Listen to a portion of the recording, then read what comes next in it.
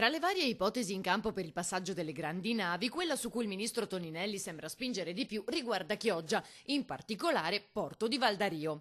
Soluzione caldeggiata anche dal sindaco Ferro, che probabilmente così risolverebbe anche la spinosa questione del bombolone GPL. Se qualora fosse individuata Chioggia come sito da parte del ministro, noi saremmo disposti a fare la nostra parte. Riteniamo che già c'è un sito dove c'è la crocieristica, che è i Saloni.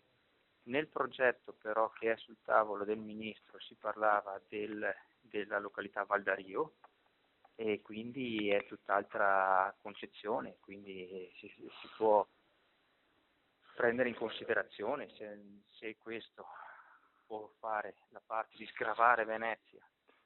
Noi saremmo disponibili.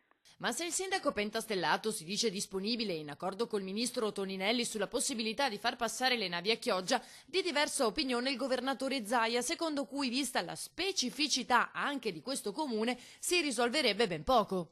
Ma guardi, vogliono farlo a Chioggia, intanto è passato un anno. Due, cioè a farlo a Chioggia è come chiedere alla sovrintendenza a Roma di aprire dei balconi nuovi sul Colosseo. Cioè Chioggia è una piccola Venezia tutelata. Se tu hai una decisione che direi entro giugno, vuol dire che ce l'hai già tutta fatta, no? Già tutta in testa, devi solo preparare un po' di carte per presentarla. Annunciala, no?